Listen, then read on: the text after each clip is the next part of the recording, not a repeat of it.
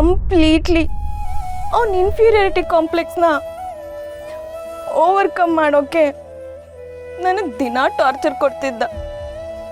ಹಾಗೆ ಒಂದಿನ ನಾನು ಹೊಟ್ಟೆಗೆ ರೈಟ್ ಇಯರ್ ಒದ್ದ.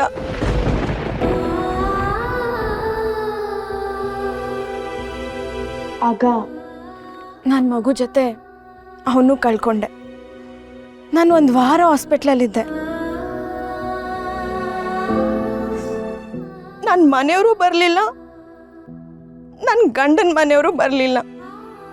ಅಷ್ಟೇ ಅಷ್ಟೇ, ಇನ್ಯಾವತ್ತು ನಾ 2 ಮನೆಗೆ ಹೋಗಲೇ ಇಲ್ಲ.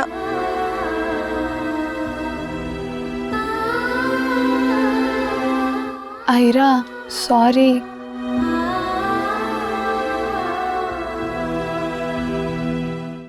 ನಾವು ಹುಡುಗಿರು ಬೇರೆ ಊರಿಗೆ ಬಂದು ಫ್ಯಾಮಿಲಿಯಿಂದ ದೂರ ಇದ್ದು ಕಷ್ಟಪಡ್ತಾ ಇದ್ರು ಎಷ್ಟು ನಗ್ನಗ್ತಾ ಇರ್ತೀವಲ್ವಾ.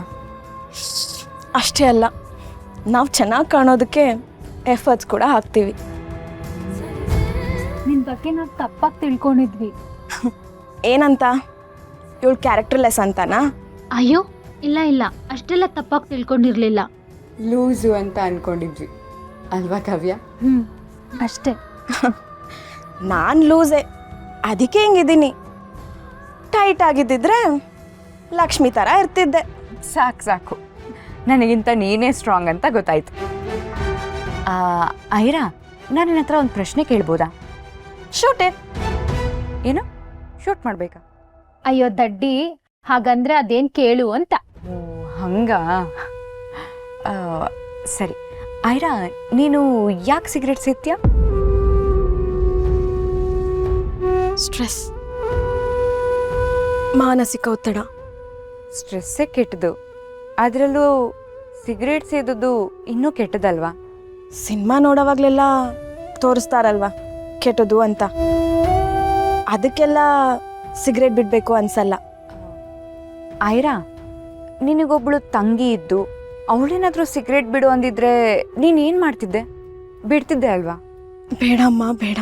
ನನಗೊಬ್ಳು ತಂಗಿ ಇದ್ದು ನಾನು ಬಿಟ್ಟೋದ್ಮೇಲೆ ಅವಳನ್ನ ಅವನಿಗೆ ಮದುವೆ ಮಾಡಿ ಅವಳ ಬಾಳ್ನು ಹಾಳು ಮಾಡಿಬಿಡ್ತಿದ್ರು ನನ್ನ ಮನೆಯವರು.